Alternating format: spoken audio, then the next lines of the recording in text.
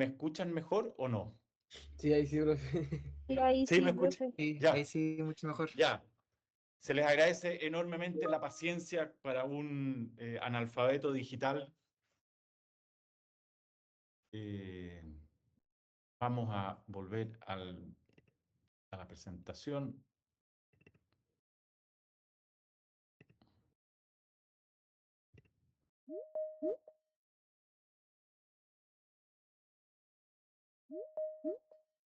Permitir.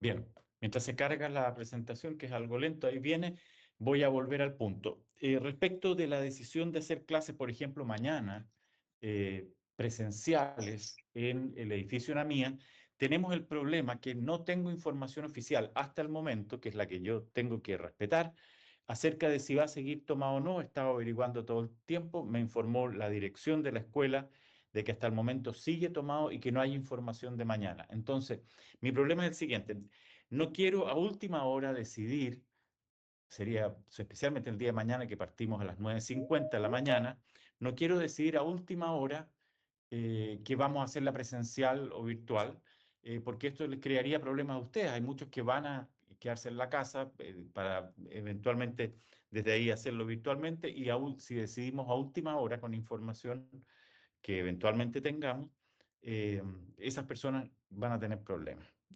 Entonces, para mayor claridad, yo propongo, dado que a esta hora no hay información oficial sobre lo que va a pasar mañana, que mañana hagamos las clases virtuales. No me gusta hacer clases virtuales, creo que no es un buen mecanismo pedagógico, pero es mucho mejor que perder clases. Y la próxima semana vamos a buscar derechamente una sala alternativa a las horas que tenemos clase en el edificio FASEA, que no está tomado y probablemente no va a estar tomado. Entonces, terminando esta clase, tal como les conté en el correo antes, terminando esta clase voy a enviar el link para mañana y espero que sea la última sesión online que hagamos, ya porque devuelvan el edificio a la mía o porque consigamos para la próxima semana clase. Ni a ustedes ni a mí probablemente nos gusta esta modalidad. Espero que con eso estemos claros. Mañana es virtual y terminando esta clase les envío el link para la clase de mañana. ¿Sí? Sí. Sí, profe. Ya, súper. Vamos a retomar lo que veníamos conversando. Estábamos hablando sobre este complejo, riquísimo, movido siglo XX que va desde 1925, que es cuando se instala la nueva Constitución, hasta 1973 con el golpe de Estado. Casi 50 años, un siglo corto, pero intenso. Piensen que además mundialmente es el periodo de la Segunda Guerra Mundial. Y Chile logra en este periodo incorporar, reconocer, ordenar, incorporar a una nueva sociedad de masas y las demandas y conflictos de la sociedad de masas, ordenarlas mediante un nuevo marco institucional. En principio, ese marco institucional es la Constitución del 25, como decíamos, pero de ahí se va a desprender de la Constitución y de las disputas políticas y de los trabajos legislativos. Se va a desprender un conjunto de instituciones y de relaciones institucionales que va a permitir darle una cierta forma y orden a este estado de compromiso. Y decíamos que el estado de compromiso, como todo pacto sociopolítico, son equilibrios que permiten reconocer el poder de los distintos actores y al mismo tiempo regularlos en relaciones de tú me das, yo te doy, tú te limitas, yo me limito. El, Decíamos que el pacto del Estado compromiso era un sistema bastante complejo de equilibrios y de tú me das, yo te doy, yo me limito, tú te limitas, pero que tenía tres grandes bombas de tiempo. La bomba de tiempo que avanzara mucho más rápido la demanda social que la capacidad de la economía de satisfacer esa demanda. Lo segundo es que en vez de que los partidos políticos y los actores políticos se guiaran por una lógica pragmática, es decir, negociemos, busquemos mantener los equilibrios, bueno, yo puedo perder un poco, pero pierdo un poco tú también. que esa lógica pragmática, si ustedes quieren, le pondríamos la etiqueta hoy día de cocina, o sea, de hacer la política en la forma de una negociación permanente, que eso diera paso o se transformara en una política ideológica donde los actores dicen todo o nada. Yo voy a conquistarlo todo o prefiero que las cosas se rompan, digamos.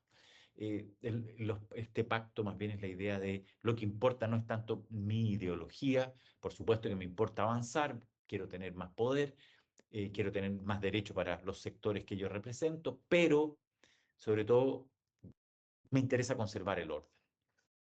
Y eso era un riesgo, porque si aparecían actores más ideológicos, si ustedes quieren más radicales, hoy día se le llamarían los refundacionales, eso se ponía en peligro. Y lo otro era que, y eso era muy básico, que nadie apelara a la violencia, ni a la violencia de las calles, ni a la violencia militar, pero eso significaba que el orden institucional funcionara, porque si no funciona, los actores que tienen poder dicen, ¿por qué si esto no funciona yo me voy a aguantar? Y si yo tengo poder, ya sea el poder de la calle y de la protesta, y de la ruptura callejera, o el poder militar, ¿por qué me voy a someter a las reglas institucionales? Uno se somete porque las reglas institucionales funcionan con beneficios para todos. Entonces, estas eran las tres bombas de tiempo y vamos a ir viendo, y en eso estamos, cómo estas bombas de tiempo se van desarrollando. Pero antes de eso, estábamos en eh, revisando como los distintos niveles o aspectos del pacto de compromiso. Revisamos la cosa política, o sea, cómo se comportaron los actores políticos. Es un siglo muy político. O sea, incluso uno tiende a pensar que este siglo del Estado de compromiso y del Estado de bienestar estaba todo centrado en el Estado. eh, no tanto, o sí, pero desde una dimensión como del sistema político. Es el periodo de la politización, es el periodo donde los actores políticos y la negociación política está en el centro.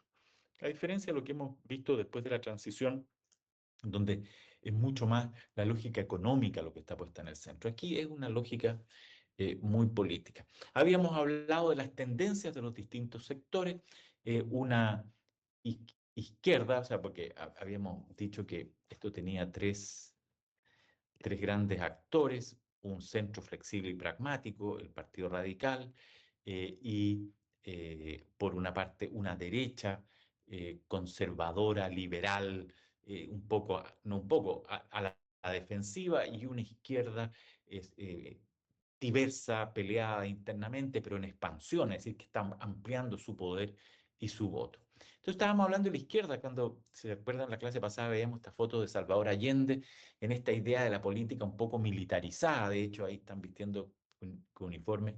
La izquierda tiene tres identidades muy diferenciadas, no solo en Chile, a nivel mundial, y eso se expresaba en Chile. La izquierda, a diferencia de la derecha, en Chile históricamente ha sido muy internacionalista, es decir, está muy influida por las cosas que pasan a nivel mundial. A diferencia de la derecha, que tiende a ser, o por lo menos en el siglo XX, tendió a ser muy influida por los hechos locales. En ese sentido, es muy nacional.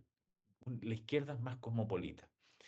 Pero por lo mismo, se ve influida por los hechos mundiales, primero por la Revolución Rusa de 1917, por la Guerra Civil Española 1936 al 39, que donde explicábamos que esa guerra se perdió en parte no solo por la fuerza del ejército conservador con Francisco Franco, sino también por la pelea interna entre comunistas, socialistas y anarquistas, que son las tres almas de la izquierda.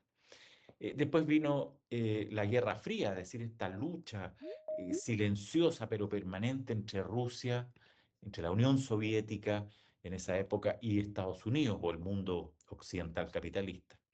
En ese contexto, y especialmente de cara al fenómeno nazi, la izquierda buscó siempre aliarse. Unas alianzas muy difíciles, muy peleadas, nosotros lo vemos hasta el día de hoy día. La izquierda se alía, tiene vocación de alianza, pero una alianza muy peleada y que se arma y se desarma, se arma y se desarma. Comentábamos que esto parte con el Frente Popular de 1936 al 41, que lleva al poder a Pedro Aguirre Cerda, con el Partido Radical Comunista, Democrático, Socialista, Radical Socialista, y ahí va avanzando en, en formas de alianza. La Alianza Democrática, el Frente Radical de Acción Popular, la Unidad Popular, y vean ustedes después la concertación de partidos por la democracia en estos famosos 30 años, y hoy día nuevamente se está formando una nueva alianza, que es esta alianza que va del Partido Comunista a la democracia cristiana, que es todavía una alianza puramente electoral, pero que consolida a sectores más progresistas, por lo menos. Em, la derecha, por el contrario, va a actuar de, de una manera muy defensiva. Y así como la derecha que va ampliando, o sea, la izquierda que va ampliando su poder, está ganando terreno, está ganando votos. Y claro, como va ampliándose su poder, las peleas internas son más fuertes porque, llamémoslo así, pueden darse el lujo. Pueden darse el lujo porque cada vez tienen más volumen, entonces empiezan a crearse facciones internas.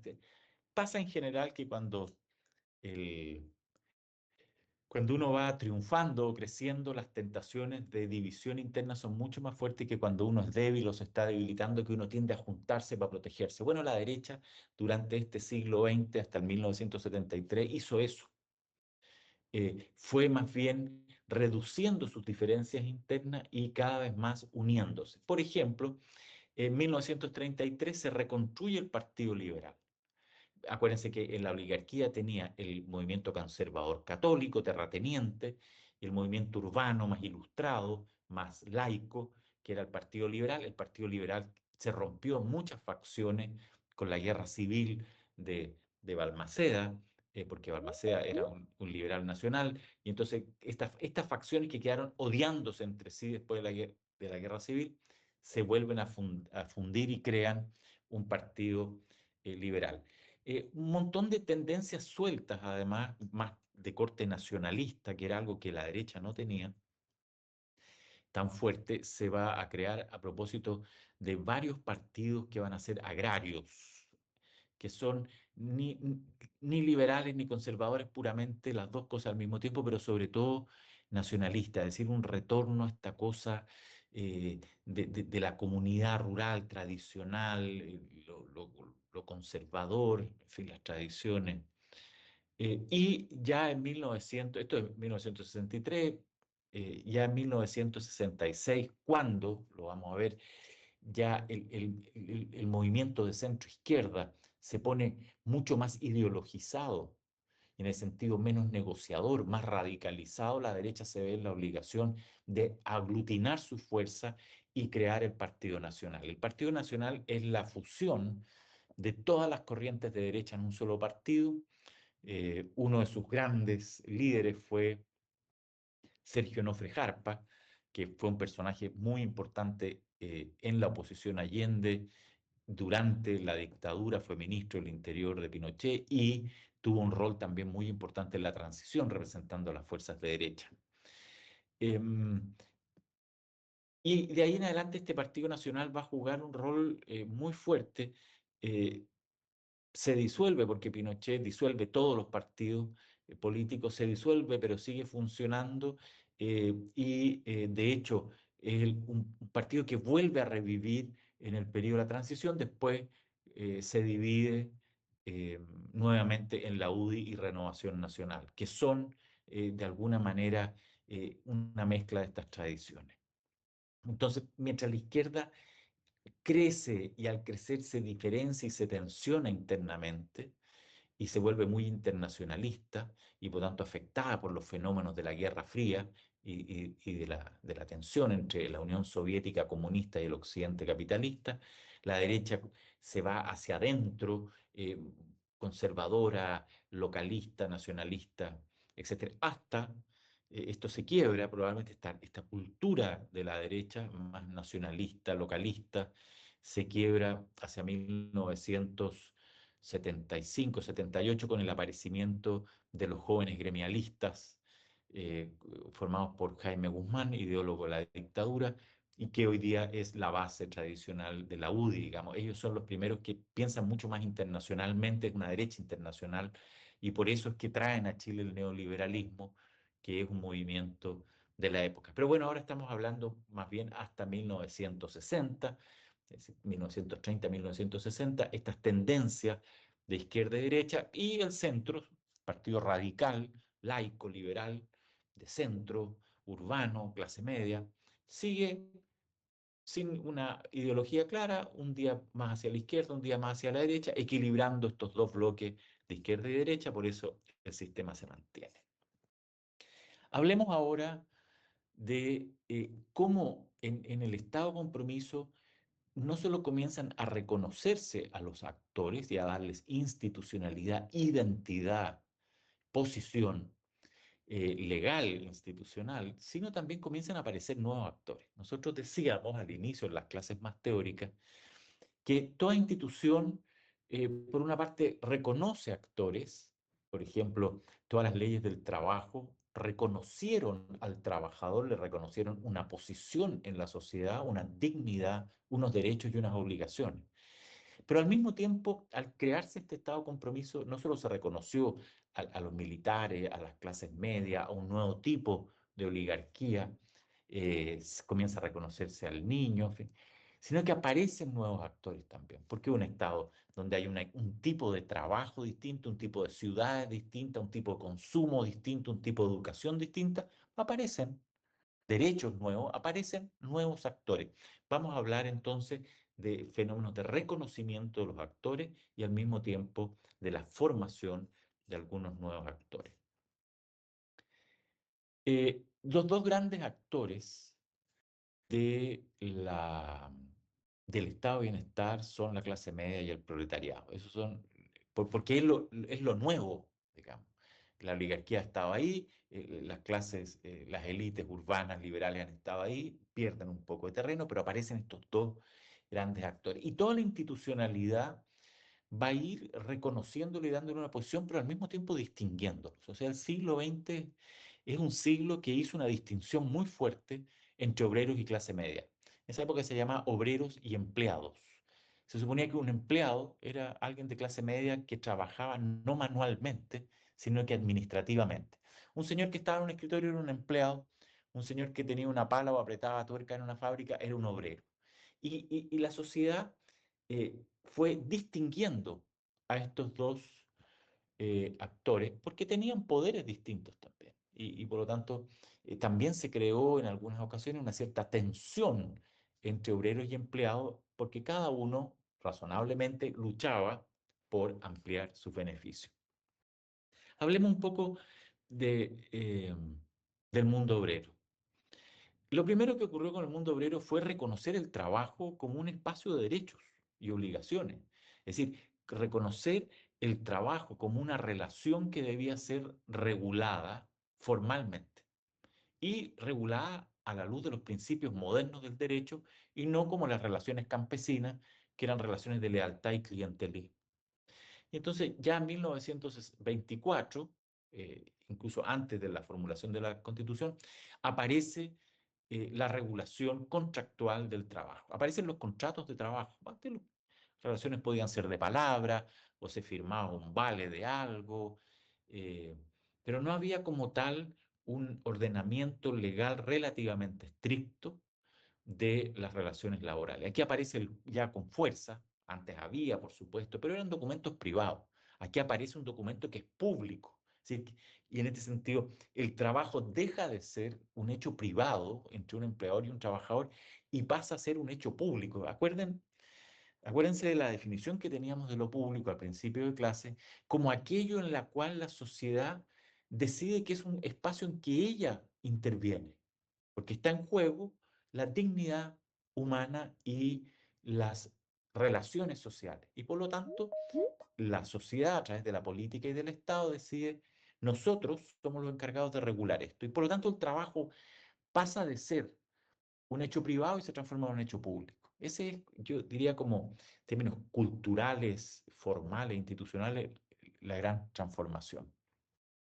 Y entonces esto aparece en 1924 con la formulación de las leyes del contrato de trabajo. En 1931, claro, a partir de 1934 aparecieron muchas formas de contrato legal distintas, porque todos querían tener un contrato un poco a la medida de su propio sector o de su propia empresa. 1931 se crea el Código del Trabajo, hasta el día de hoy día rige en su base muchos elementos del Código de 1931, que regula, primero que integra todos los contratos, que es una manera de decir, miren, insisto, el trabajo no es un asunto privado que puedan regularse entre privados, aquí hay un gran ordenamiento público, estatal, político. Y se produce, por lo tanto, el Código del Trabajo del 31, que es una fusión del conjunto de los mecanismos contractuales, y se le da, por lo tanto, un peso y una dignidad jurídica y política mucho más importante. Este es el primer paso y fundamental para la creación, llamémoslo así, del trabajador obrero moderno y también del empleado. Eh, el paso siguiente es, bueno, este trabajador, aparte de que hay que regular su relación de trabajo, como vemos hasta el día de hoy, el tema de las horas de trabajo, las horas de descanso, cuándo se le paga, cosas así, eh, se pasa a una lógica de bienestar.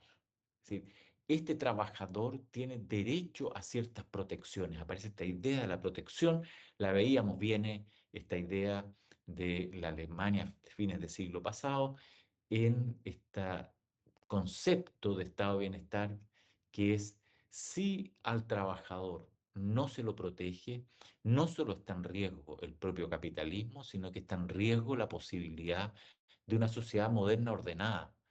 Es decir, de alguna manera esta idea del bienestar es a favor del obrero, pero también a favor del orden en el sistema. Digamos, es una idea de paz.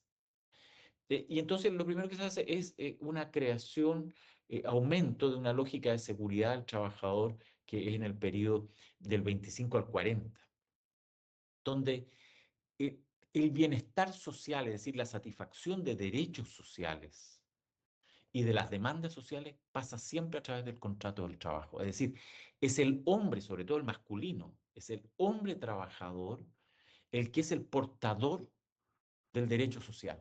Es el que es el portador de la idea de bienestar. Entonces el bienestar está completamente amarrado al trabajo. Y esto significa que quienes no están integrados formalmente al trabajo quedan excluidos de esta sociedad de bienestar. Y que va a ser un problema hacia los años 50 y 60 cuando la informalidad aumente. En este periodo la informalidad es muy grande. Pero como era un mundo que venía del 100% informalidad, tiene menos peso. Pero ya hacia los años 50, 60, que va a haber un mundo formal, es decir, que tiene sus contratos de trabajo, tiene sus derechos, tiene sus sistemas de bienestar, la diferencia con el mundo informal o marginal, que no tiene estos derechos, va a ser muy fuerte. Y eso va a presionar al aparecimiento de nuevos actores que demandan ser incorporados en el bienestar de la sociedad al margen del contrato del trabajo. Em, se va a pasar luego a partir de los años 40, lentamente se va a pasar a una lógica no de seguridad del trabajo, que era el concepto para describir la idea de los derechos sociales, los derechos del trabajo, se va a pasar a una lógica de bienestar eh, que intenta cada vez más generar beneficios más allá del contrato del trabajo. Y claro, en una sociedad que es todavía muy patriarcal y muy centrada en la familia, los derechos sociales se van a derramar desde el contrato del trabajo del masculino trabajador hacia la familia. Entonces el bienestar va a ser un bienestar de la familia del trabajador. Y ahí tal vez el ejemplo más claro, yo no podría hacer casi un curso solo sobre eso para mostrar la historia de Chile es el sistema de salud. Porque Chile en esto tiene una particularidad que a pesar de su relativa pobreza, como era muy institucional, logró institucionalizar un sistema de bienestar en salud muy potente, que perdura en sus raíces hasta el día de hoy día. Y entonces eh, va a crear la ley de medicina preventiva, es decir, ya no como en el 25, que aparece toda la salud pública aparece como una ley de seguridad del trabajo, de protección del trabajo y una ley de accidentes del trabajo. No, comienza lentamente a aparecer la idea de la salud preventiva, es decir, de lo que se trata no es solo de crear un bienestar social que eh, recupere al trabajador cuando el trabajador tiene accidente, sino que tenemos que pasar a otra cosa, a que la salud no debe ser pensada solo como accidente, solo como enfermedad, sino que tenemos que crear condiciones de buena salud en la población. Claro, porque cuando se empieza a mirar no solo al trabajador, sino que a la familia, empieza a aparecer el problema del embarazo, el problema de la salud reproductiva, el problema de la salud infantil, de la nutrición infantil, el problema del crecimiento infantil. Comienza lentamente a aparecer el problema de los adultos mayores, es decir, empieza a verse la salud no desde el trabajador en la fábrica, sino el trabajador en su casa. Y esto amplía notablemente la idea de salud y comienza a aparecer esta idea de la salud en el Estado que es la salud primaria.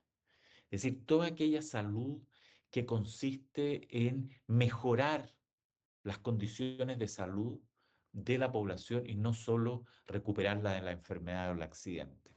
Y ahí se creó esta ley de medicina preventiva del 38, que es muy centrada en temas de maternidad y nutrición infantil, y se crea en 1952 el Servicio Nacional de Salud, que después va a pasar a ser el Servicio de Seguro Social, y que hoy día es FONASA. O sea, FONASA es el heredero de esta tradición de una salud entendida como salud primaria, formada desde el Estado. Hay que recordar que hoy día, eh, contra toda la imagen, porque uno dice, aquí está la pelea entre ISAPRES y FONASA, y entonces la mitad de la población está en ISAPRES y la otra mitad en FONASA. FONASA atiende hoy día al 86% de la población, las ISAPRES solo al 14%. Es decir, vean el peso que tiene esto. Y, por supuesto, esto estaba asociado a toda una institucionalidad del Estado que favorecía esto. No solo la creación de especialidades médicas por parte de las universidades, en este momento solo están formando, digamos, al año 50, está formando la Chile, la Católica y la Universidad de Concepción. La Universidad Técnica del Estado creo que en este momento no tiene, que es la actual Universidad de Santiago, no tenía en este momento medicina, creo. Eh, la formación de especialistas. Unos especialistas que se forman al alero del Estado, que está todo este sistema que antes se llamaban los médicos generales de zona o las destinaciones, hacer zona, que era cuando los alumnos y alumnas que terminaban medicina se iban a hospitales públicos a trabajar durante un tiempo. Y en el hospital público se formaban como cardiólogos, como neurólogos, como cirujanos. Es decir, es el Estado en la práctica de la salud primaria la que va formando los especialistas. Chile tiene unos cuellos de botella en salud pública hoy día en eso, que tiene pocos especialistas, ha costado mucho por un conjunto de razones aumentar la cantidad de especialistas, eso lo experimentamos ustedes y yo, especialmente en regiones. Pero al mismo tiempo creó, por ejemplo, la Sociedad Constructora de Establecimientos Hospitalarios, donde se construye a lo largo del país hospitales base, que se llaman. O sea, cada región tenía un hospital base que era el que atendía la cirugía, la medicina compleja. Y a todo eso estaba asociado todo el tema de las postas rurales, las postas vecinales. Entonces hay una trama física construida por el Estado que va haciendo efectivo estos derechos que se van creando. Si los derechos, la institucionalización de derechos requiere una base material concreta donde poder realizarla. Y aquí es donde uno ve en concreto toda esta tensión entre aumento de demanda y crecimiento económico. ¿Por qué? Por supuesto que la demanda por atención en salud aumentó fuertemente en la medida que las familias comenzaban a tener derecho a acceder a la salud. Entonces, obviamente, hay mayor demanda. Son las madres que van a demandar controles para sus hijos, ellas mismas que comienzan a atenderse al parto institucionalizado, es decir, parto en los hospitales públicos y no ya solo en las casas o con alguna matrona del barrio. Eso aumenta la demanda social, pero por el otro lado el Estado tenía que crear plazas para médicos, crear plazas para formación especialista y en las universidades públicas crear formación, tenía que construir hospitales, eso requiere plata. Y entonces, claro, comienza a aumentar la demanda por salud, entendida como salud primaria, como prevención y bienestar, pero el Estado comienza a verse limitado en su capacidad para responder. Esto es histórico, de ahí viene el problema de las famosas listas de espera, digamos. Hoy día tienen otro carácter, tienen otra dinámica y otro problema, pero esta tensión entre demanda social y la capacidad del Estado y de la economía para resolverla parte ahí. Eh, Este sistema tuvo resultados muy positivos. El sistema de bienestar asociado al trabajo y después que se fue expandiendo hacia las familias. Veamos que hay indicadores sociales, es decir, medidas de desarrollo social que siempre se han considerado que son eh, clave para medir el desarrollo humano de una sociedad, la calidad de vida de una sociedad, el progreso de la sociedad, más allá de si crece la economía o no crece. Y hay dos cifras. Una de ellas es la tasa de mortalidad infantil. O sea, la muerte de niños en el primer año de vida es un síntoma de que hay un montón de cosas que funcionan mal. Funciona mal la salud, funciona mal la nutrición, funciona mal la vivienda, eh, funcionan mal muchas cosas. Funciona mal el trabajo, familias, padres que no tienen trabajo pueden proveer de peor manera a sus hijos, en fin. Vean ustedes que entre 1924, cuando aparecen estas primeras leyes del trabajo, y 1970, la tasa de mortalidad infantil al primer año bajó de 258 niños por mil, o sea, una brutalidad, a 87 por mil. Y eso hizo que Chile, a pesar de ser un país relativamente pobre, o sea, que está en la mitad de la tabla del desarrollo de América Latina, tuvo desde el inicio, o sea, ya de los años 40 en adelante, tuvo indicadores sanitarios del primer nivel, por la capacidad que tuvo este Estado institucional de traducir su institucionalidad al campo del bienestar. El otro indicador es la expectativa de vida. ¿Cuánto en promedio viven las personas en una sociedad?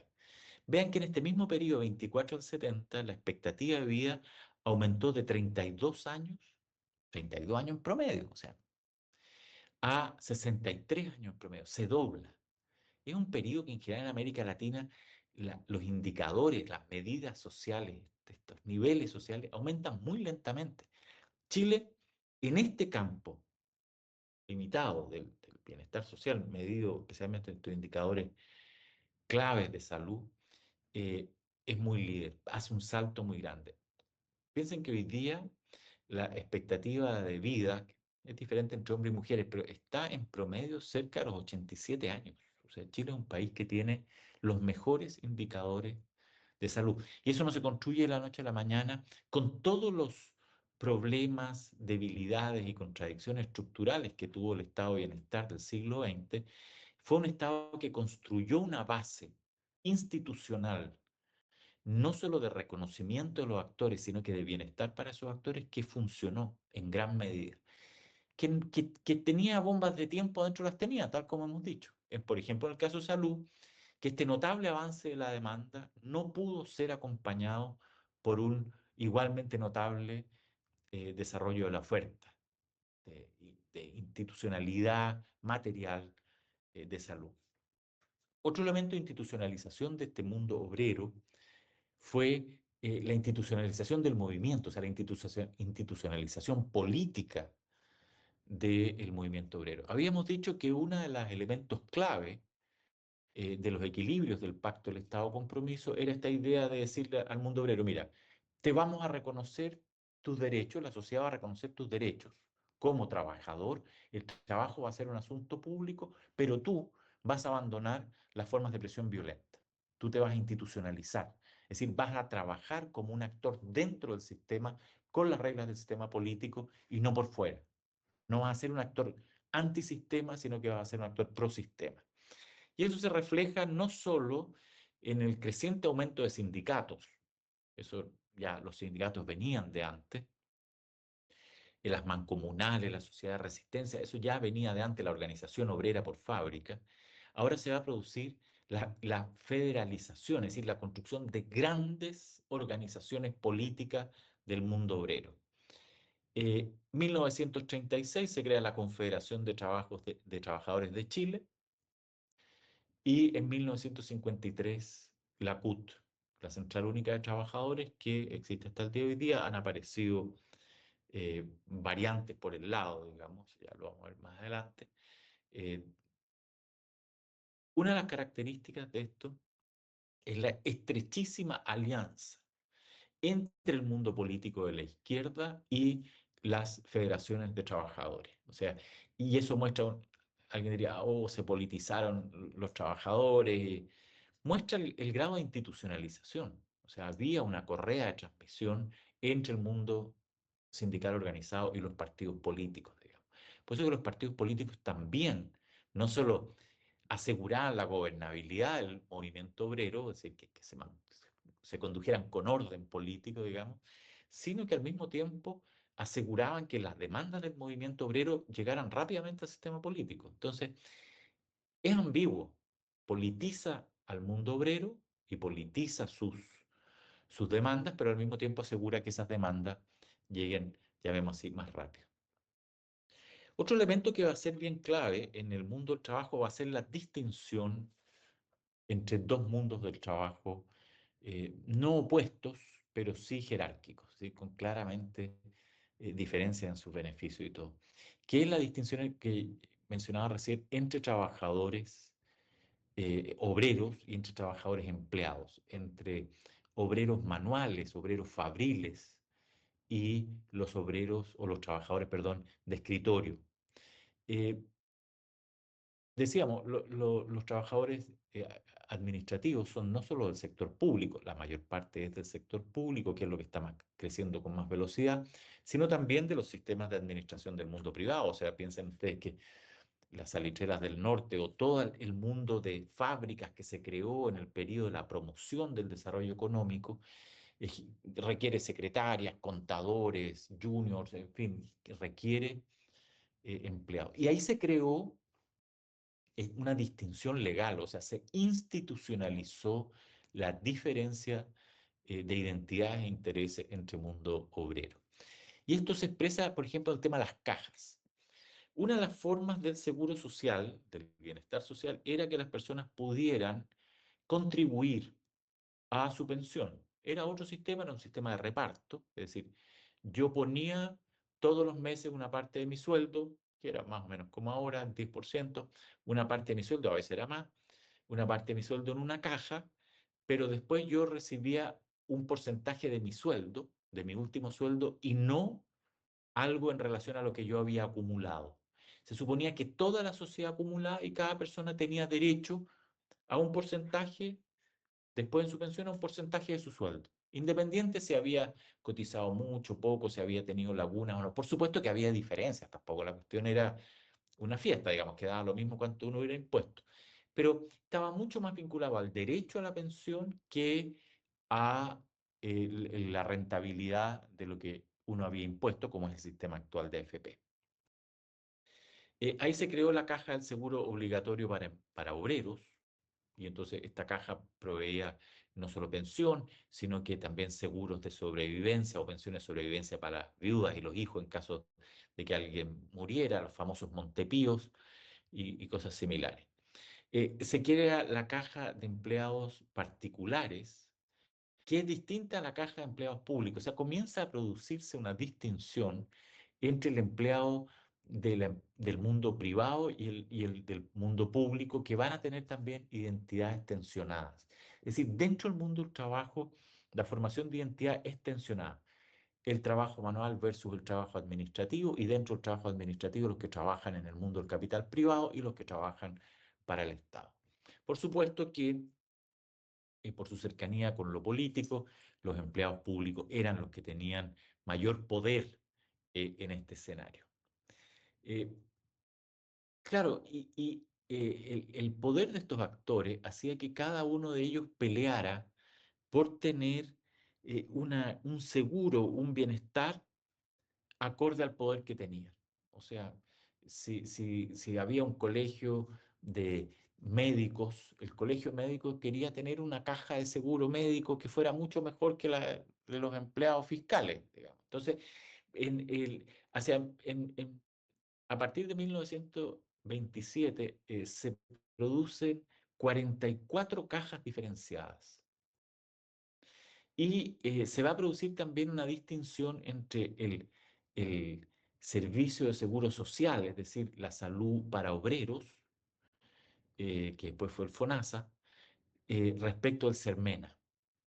CERMENA es el Servicio Médico Nacional que es para empleados, y el Servicio Nacional de Salud, el SNS, y el Servicio de Seguro Social son para obreros y trabajadoras de casas particulares. Esto después se va a fusionar todo en el CERMENA, que sigue más el modelo original, más asociado a la clase media que al mundo obrero. Pero vean ustedes que al mismo tiempo que hay un reconocimiento y que los actores se disciplinan dentro de esa institucionalidad, eh, hay una diferenciación. Y una diferenciación que tiene, entre otras cosas, que ver cómo cada uno mejora sus condiciones para capturar, en el buen sentido, para captar mayor cantidad de beneficios públicos. Es decir, esto es lo que se ha llamado la pugna redistributiva. Es decir, el Estado redistribuye, toma a propósito de los impuestos y de sus propias inversiones, como la del cobre, toma la plata y busca compensar a los sectores más desventajados de la sociedad. Pero esos sectores tienen poder, y en el siglo XX tienen poder. Y lo que van a hacer esos sectores es tratar de distinguirse entre ellos para que con el poder que tienen conseguir lo más posible. Entonces se produce una pugna al interior del mundo social que va a afectar al mundo político, en el sentido que cada vez más estos actores van a pedir más, entre otras cosas, porque la inflación le quita valor a todo, entonces quieren recuperar su poder adquisitivo, su capacidad de compra, y entonces piden al Estado más aumentos de sueldo, más beneficios. Y esta pugna se va a acentuar además entre los actores, entre los obreros y los empleados, entre los distintos sectores de los empleados. Esto se va a agudizar en la medida en que el Estado va perdiendo capacidad y la economía va perdiendo capacidad para satisfacer esta demanda creciente. Y entonces todo eso hace que la pugna social, la pugna redistributiva se ponga cada vez más tensa, más disputas. La sociedad comienza a volverse más conflictiva y por lo tanto los partidos comienzan a ponerse más polarizados también, porque los partidos que defienden a los empleados, como el Partido Radical, comienza a tensionarse con el Partido Comunista, que es un partido de raigambre obrera, porque están representando intereses distintos. Y claro, los dos entienden, porque son parte del Estado de compromiso, que hay que hacer buenas relaciones de negociación entre ellos, pero tienen que responder a sus electores. Es decir, el Partido Comunista está muy tensionado por el aumento de los beneficios obreros, mientras que el Partido Radical está muy tensionado por el mundo del empleo público, de los administradores públicos, que le pide que asegure sus beneficios y que los privilegien a ellos y no tanto al mundo obrero. Entonces se produce una tensión entre los partidos que tiene que ver precisamente porque los partidos estaban muy metidos en el mundo social. Independiente de lo que va a pasar hacia los años 60, que se empiezan a polarizar también por razones ideológicas, o sea, porque adquieren nuevas teorías políticas, digamos así, que ya no son de cocina, sino que son de batalla. Eh, como decía, hay un reconocimiento que ordena a los actores, los disciplina, pero al mismo tiempo les otorga beneficios reales. Eso respecto del mundo obrero. Y ahí, vuelvo atrás, esa es una foto de clase media medianamente ilustrada, digamos. Estos son gente que está saliendo de la Universidad de Chile. Son como jóvenes egresados de la Universidad de Chile de distintas profesiones, que es este nuevo mundo más potente dentro de la clase media. Pero eh, aparte de estos actores principales, que son los actores que venían de antes y el Estado de compromiso se crea precisamente para incorporar también a estos actores trabajadores, obreros y trabajadores administrativos, la misma existencia del estado de bienestar comienza a impulsar la formación de nuevas identidades, el aparecimiento de nuevos tipos de actores. Uno clave son las mujeres. Las mujeres que comienzan a tomar un rol por dos lados. Uno, porque el movimiento sufragista, es decir, las mujeres también tienen derecho a voto, era un movimiento internacional del mundo occidental. Ya desde finales del siglo XIX comienzan las mujeres primero a incorporarse en sociedades literarias y sociedades artísticas, es decir, comienzan, y en sociedades de caridad, es decir, comienzan a incorporarse a unas formas de lo público protegidas, caridad hacia los pobres, formación artístico y literaria, y entonces ya la mujer comienza a salir de la casa hacia lo público, pero de una manera muy protegida y muy tímida. Además, en este primer periodo la sociedad no la reconoce a ella como portadora propia de derechos, sino a través de el trabajo de su marido. Pero esto va avanzando y por una parte esta mayor presencia de la mujer en lo público, una mujer que comienza a demandar también participar en la política, no solo en la caridad y en la cultura, sino que también en la política, y mujeres que comienzan a formar parte crecientemente no solo del mundo obrero, sino también comienzan a formar parte del mundo de clase media profesional. Ya comienzan la doctora Eloísa Díaz, la primera médico de Chile, y así comienzan las mujeres a formarse. Ahora, hay que decir que el siglo XX, por lo menos este mundo hasta el 73, es un mundo patriarcal.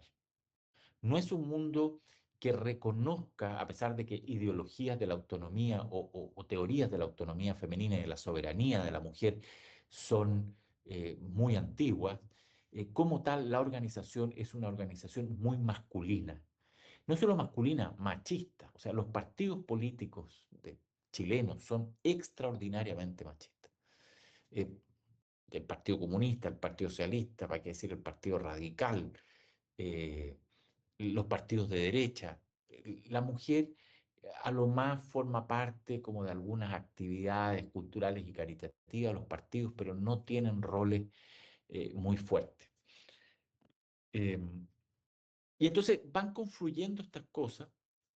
Yo creo que un impulso muy importante en la formación de la mujer como actor público, como un actor con relevancia social, es precisamente esta idea familiar del estado de bienestar. Es decir, que la mujer crecientemente comienza a descubrirse que si bien los derechos del bienestar se producen a través del contrato de trabajo masculino, eh, quien realiza esa tarea, quien se asegura que la familia se vincule a la seguridad, a las instituciones de la seguridad social, son las mujeres. Y esto es una experiencia que va a marcar las políticas públicas hasta el día de hoy. Y cuando usted más adelante tengamos, en un par de años más, clases sobre políticas públicas conmigo, ahí vamos a estudiar cuál ha sido el rol de las mujeres en las políticas públicas. Y entonces la mujer comienza a adquirir un rol muy importante porque, por ejemplo, ¿quién lleva a los niños a los controles al hospital público? Es la mujer. ¿Quién establece la relación entre la escuela y la familia para asegurar que los niños cumplan con los deberes y derechos educacionales? Es la mujer. La nutrición, la salud, la educación, es la mujer. Y entonces la mujer comienza a tener un rol público, subordinado, asociado a los cuidados, a la intermediación, es decir, la mediación entre familia y sociedad la hace la mujer, el hombre hace la mediación con el trabajo, pero la mediación del bienestar la hace la mujer. Entonces, este rol de mediación y de cuidados va a ir también impulsando a las mujeres a buscar su espacio. Un espacio que, por supuesto, va muy lentamente, pero vean cómo van construyendo, sumando estos distintos elementos y va construyéndose un movimiento que va a ser, a mi entender, hasta el día de hoy, el movimiento social más importante de nuestra historia. O sea, si uno dice, ¿qué movimiento de manera persistente, organizada, ha sido capaz de ir transformando de manera bastante radical las instituciones, aunque en un plazo muy largo, muy gradualmente, con luchas de ida y de vuelta, ha sido el movimiento de las mujeres. 1928, vean que temprano se crea la Unión Femenina de Chile, que es básicamente una unión de todas estas formas de organización, ya vamos a decir, del espacio público suave de las mujeres, cultura, salud, familia, pero ya pensando que ellas tienen un rol y por eso que se crean en estas uniones. 1934 consiguen ya el primer paso para ser actores políticos, es decir, entrar al espacio público político, con el derecho a voto en las elecciones municipales. Vean cómo van entrando por la puerta de atrás, elecciones menos relevantes. En esa época las municipalidades no tenían la importancia que tienen hoy día. Va a ser la dictadura la que va a poner a las municipalidades en el centro. En esta época políticamente son de menor valor, las mujeres entran por esa puerta o las dejan entrar por esa puerta, luchan en esa puerta, la consiguen. 1948, el derecho a voto en las parlamentarias, además de las municipales, y el 52 ya votan en las presidenciales. Es decir, la mujer, sin tener en esta época una ideología feminista eh, eh, como radical, ni una teoría de género, o sea, aquí no está nada de esta idea de que el rol de la mujer es una construcción social que hay que desconstruir políticamente.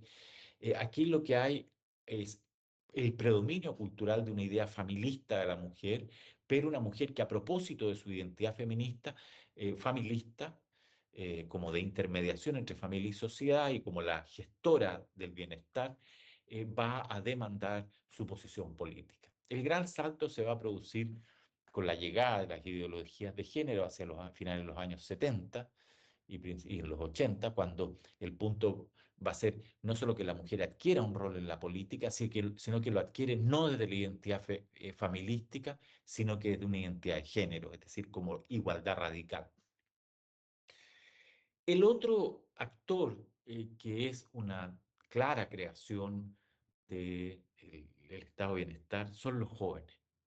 Los jóvenes entendidos como revolucionarios, es decir, los jóvenes entendidos como aquellos que vienen a dar un salto adelante en la forma de organización de la sociedad, que critican hacia atrás en el sentido radicales, pero que también son capaces de proponer formas radicalmente nuevas, revolucionarias de, de, de orden social.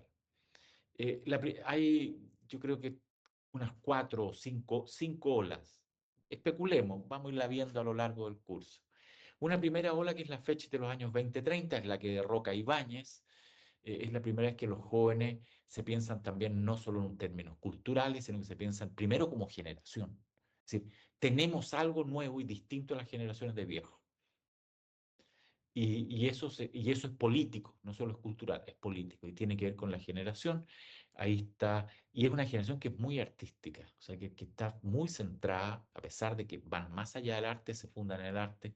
Yo creo que un personaje muy clave de esto es Pablo Neruda, también Gabriela Mistral, que piensan simultáneamente la poesía y la política.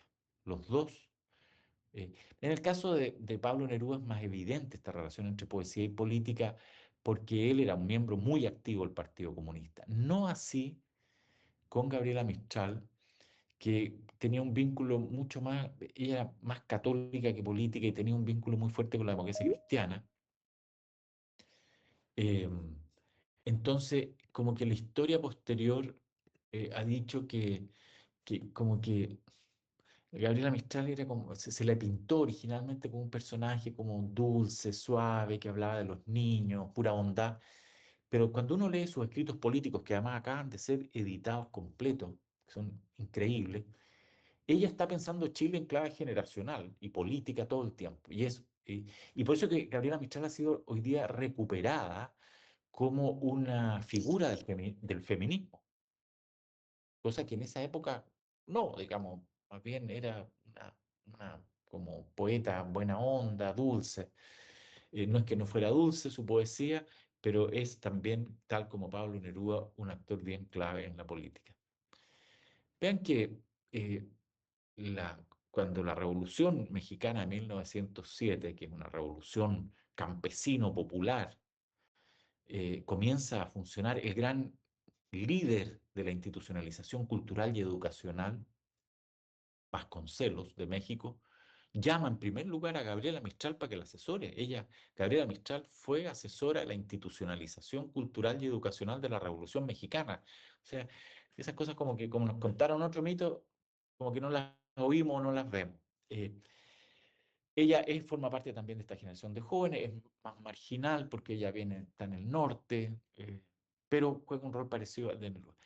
Una segunda ola son los jóvenes social cristianos, que son como, es una ola ya de los años 40, y los ingenieros. Ahí que aparece toda una generación de ingenieros y de jóvenes social cristianos, abogados e ingenieros. Hay toda una generación más técnica, nueva de los años 50, que va a tener mucho peso en los años 60 y 70. O sea, toda la generación política del 60 y 70, o buena parte de estos viejos se va a formar acá. eh, Nombres que a lo mejor no les dicen nada a ustedes, como Raúl Sáez, pero Eduardo Frei Montalva, que va a ser presidente, es esta nueva generación, no es la generación del 2030 probablemente tal, sino que esta generación un poco más posterior.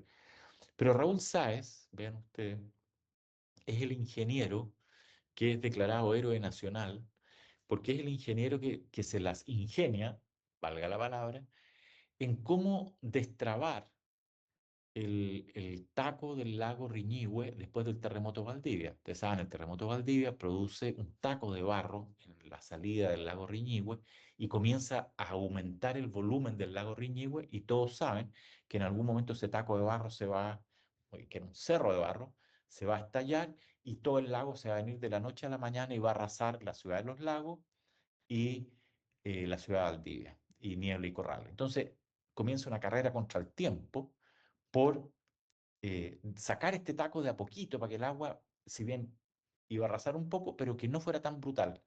Y ahí son los ingenieros.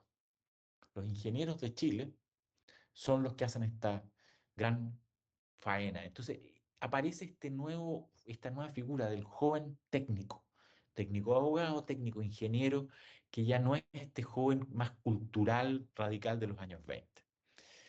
Viene la famosa generación luego eh, de los años 68, que es la gran revolución juvenil del siglo XX, es la música de los Beatles, ¿no? Que es un gran movimiento cultural, son los Quilapayún, eh, y ellos ya van a estar inspirados en la revolución cubana y en el movimiento occidental de crítica contra el capitalismo y crítica de los viejos. Aquí hay una generación que es muy política, muy radical, que está inspirada en la lucha anticapitalista y especialmente en fenómenos como la Revolución Cubana y el triunfo de Vietnam sobre Estados Unidos en la Guerra de Vietnam, en las luchas de África por dejar de ser colonia. Es decir, hay una generación que quiere emanciparse, liberarse, dejar atrás el mundo heredado después de la Segunda Guerra Mundial, este mundo capitalista, duro, técnico. Es un movimiento de mucha influencia. Y después vienen dos generaciones, yo diría la generación, y aquí me estoy adelantando, la generación del 80, 1980 en Chile, que es la generación que comienza a hacer la transición. Yo me declaro perteneciente a esa generación. Empujamos desde las organizaciones sociales el proceso de democratización. Sin embargo, después de la transición, es más bien la generación anterior, la generación del 68, el que asume las riendas de la transición y no de nuestra generación, por eso que se llamó la generación perdida. De ahí no hubo un nuevo movimiento generacional hasta el Frente Amplio, que es un movimiento generacional que la gran pregunta es, ¿qué le va a pasar después de este gobierno a ese movimiento generacional? Bueno, pero lo que quiero decir, aparecen los jóvenes. Y también se institucionalizan las clases medias, no solo a propósito em, de las leyes del trabajo, sino, por ejemplo, se organiza la ANEF, la Asociación Nacional de Empleados Fiscales, que existe hasta el día de hoy día con una tradición histórica muy grande y con un mártir, Tucapel Jiménez, que fue asesinado en la dictadura, estaba construyendo la unidad de las fuerzas progresistas en esa época y fue asesinado por fuerzas de la dictadura. El ANEF es probablemente una de las organizaciones de trabajadores más importantes porque tienen todavía bastante poder al interior del Estado y porque hay ciertos sindicatos del Estado como los sindicatos de salud, como los sindicatos del registro civil, por ejemplo, que tienen bastante peso.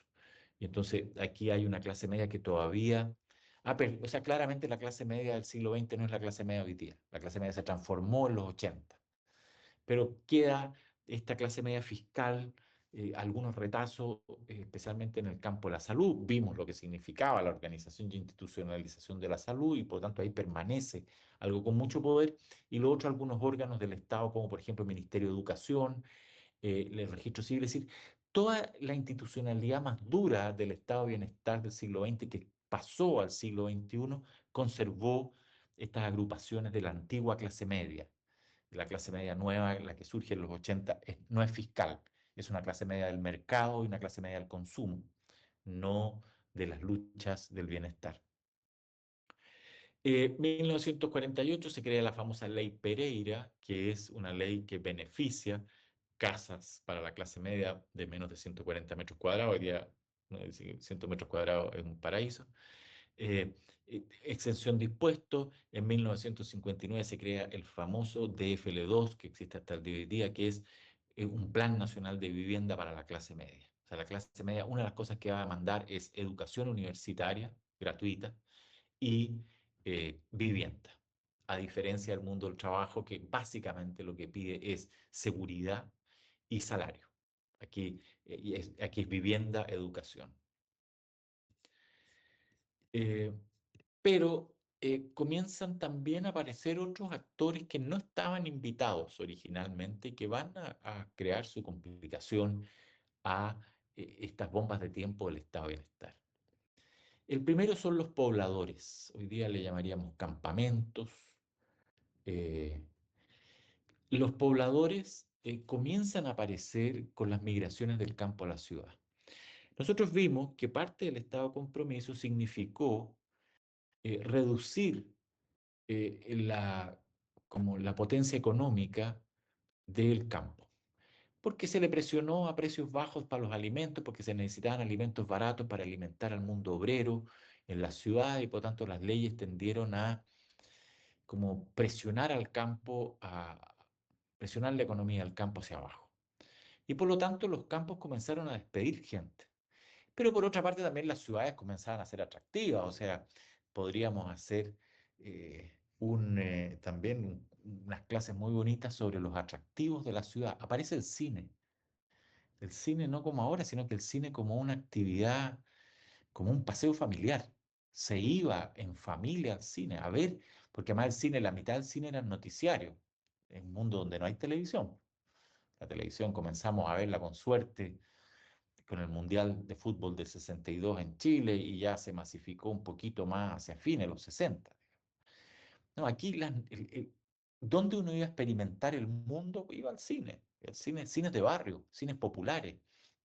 Y entonces iba toda la familia y la primera mitad, si el cine duraba 2 horas, había 45 minutos de noticiarios, que se pasaban distintos noticiarios, había un noticiario alemanes, Estados Unidos también ponía sus noticias, entonces era ir a la ciudad a través del cine y de la cultura, era ir a ver el mundo. Entonces que también la ciudad traía y el campo expulsaba. Y comienza un proceso de migraciones campo-ciudad, de campesinos pobres, campesinos desarraigados, sin derechos laborales, desorganizados, que cuando llegan a Santiago tienen que llegar al borde. No pueden incorporarse al centro de la ciudad, no tienen cómo financiar eso, no tienen ni siquiera la cultura para saber vivir en la ciudad y saber moverse en la ciudad. Es una lógica distinta. Y entonces estos migrantes llegan a vivir a los márgenes de la ciudad. Y este es el origen de las poblaciones marginales, los cordones marginales en torno a las ciudades. Todas las ciudades, porque los campesinos no es que se fueran directamente desde, por decir algo, desde San Fabián de Alico, cerca de Chillán, se iban directo a Santiago, no, de San Fabián se iban a Chillán, a lo mejor de Chillán se iban a Rancagua y a Rancagua se iban a Santiago, es decir, iban haciendo estos pasos y finalmente llegaban a el margen de las ciudades, sin identidad, sin reconocimiento legal, sin apoyo estatal,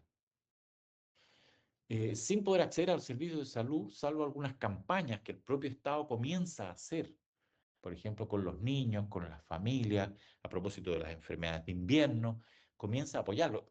Son familias que viven en mediaguas precarias, de cartón, en medio del barro, es lo que se llamaron las poblaciones callampas, porque surgían de la noche a la mañana.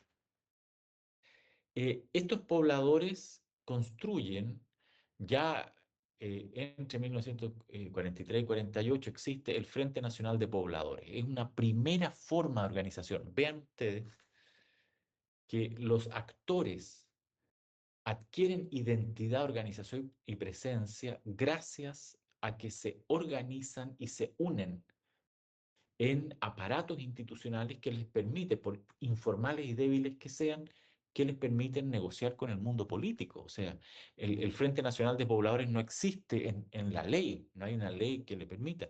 Sin embargo, se organizan de hecho y tienen su bandera, su timbre, su sede, sus representantes y van a la lucha y son votos. Y por lo tanto, los partidos empiezan a mirar a estos señores. Ahora, por supuesto que un partido como el Partido Comunista o el Partido Socialista eh, no tenían, en su discurso tradicional no les permitía interactuar con los pobladores que tenían otro tipo de demanda. No son trabajadores formales, son informales, viven en estrategias de supervivencia, el gran problema es la vivienda y no el trabajo, en fin. El Partido Comunista no tuvo gran relación con el mundo de los pobladores porque fue el partido de los sindicatos formales, o sea, el partido del movimiento obrero clásico, el Partido Comunista. El Partido Socialista tampoco tuvo mucho acceso a este mundo. Fueron precisamente algunas facciones dentro del socialismo y dentro del movimiento social cristiano que empezaron a mirar este mundo. O sea, la democracia cristiana, que es este partido que viene del movimiento social cristiano, empiezan a ver el potencial político que había con estos sectores, pero también la amenaza, porque estos sectores no tenían nada que perder y por tanto podían ser muy radicales. Y entonces el movimiento de los pobladores va a ser uno de los movimientos que va a empujar también la transformación de la política, porque le va a dar peso electoral a movimientos nuevos. Voy a mencionar dos. Uno es la democracia cristiana, que se va a apoyar en los pobladores y en los campesinos. Y el otro es el MIR, el Movimiento Izquierda Revolucionaria, que es cuando aparecen los movimientos, llamemos así, de tono más confrontacional, radical, militarista, hacia los mediados de los 60, que se van a apoyar fuertemente en pobladores y campesinos y sobre todo en pobladores. Porque es un actor que no tiene representante y que el discurso político que existe, los partidos que existen, no llega con ellos. Aquí es donde muere también el Partido Radical, porque el Partido Radical no tiene ninguna entrada con estos nuevos sectores, es un partido de empleados urbanos, y entonces en el aparecimiento de pobladores y campesinos se va a complicar. Termino con los campesinos, los que no migran a la ciudad, eh, van a crecientemente a comenzar a organizarse y a actuar, pero no pueden hacerlo dentro del sistema político porque el sistema político tiene muy presente que una de las claves del pacto del Estado de Compromiso es la exclusión del mundo rural de la política. O sea, si la política entraba a competirle al sector conservador agrario, el voto campesino, hasta ahí llegábamos. Y entonces el mundo político tradicional se mantuvo fuera. Y por eso que estamos hablando en el año 55, por ejemplo, no hay derechos campesinos hasta el 64. O sea, los derechos del trabajo campesino aparecen en el 64, recién. Sin embargo, la Iglesia Católica, que ha venido avanzando muy fuertemente en un intento de crear una lógica social que la defendiera y que lograra parar el comunismo, descubre a los pobladores y descubre sobre todo a los campesinos. Y la iglesia es la que empieza a organizar a los campesinos. Y empieza a movilizar reforma agraria. Y la primera reforma agraria, es decir, expropiar tierras para devolverse, para dársela a los campesinos que trabajaban en esa tierra, la hace la iglesia con sus propias tierras. La iglesia es el mayor propietario de tierras agrícolas en la época. Y comienza a entregarle sus propias tierras a los campesinos. Con lo cual los campesinos también comienzan a adquirir rol, presencia, representantes y peso político. En el movimiento campesino que no fue tomado por los partidos tradicionales, o sea, al Partido Comunista y al Partido Socialista les costó mucho entender y vincularse con el mundo campesino. De la misma manera que con los pobladores, por eso es que se produce un cambio en la lógica política del estado de bienestar. Y entre otras cosas, los pobladores y los campesinos tienen demandas mucho más radicales a esta altura que las demandas de los sectores obreros integrados y de los sectores de clase media administrativa. Eh, la, el empresariado también se va a transformar. El empresariado ha existido siempre, está organizado desde el siglo XIX, en la sociedad de fomento fabril, cuando comienzan a aparecer las industrias y ellos se arman en un gremio que va a defender sus intereses, etc.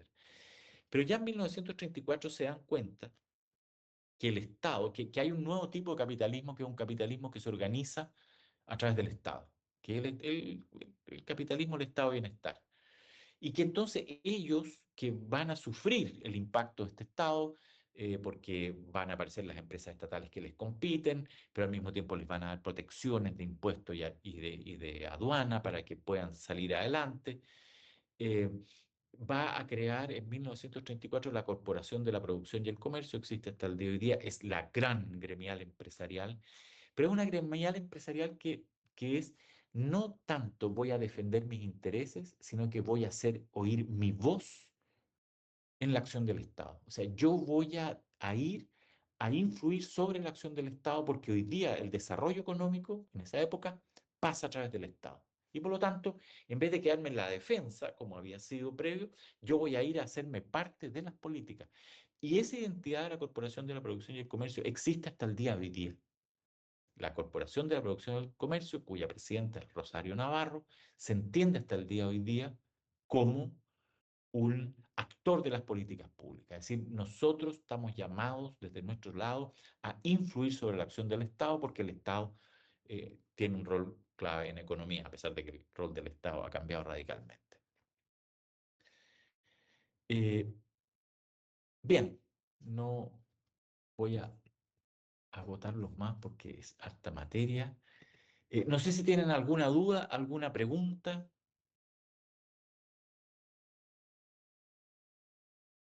Bueno, eh, les deseo una buena tarde. Nos vemos mañana a las 9:50 eh,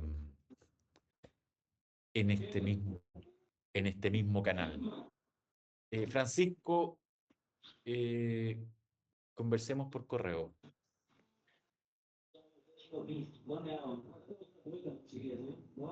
Ya, estimadas y estimados, descansen, que tengan buena tarde y nos vemos mañana. Chao, profe. Chao, profe. Chao, Chao, profe. profe. Chao, chao, que estén muy Chao, bien. profe. Chao, chao. Profe.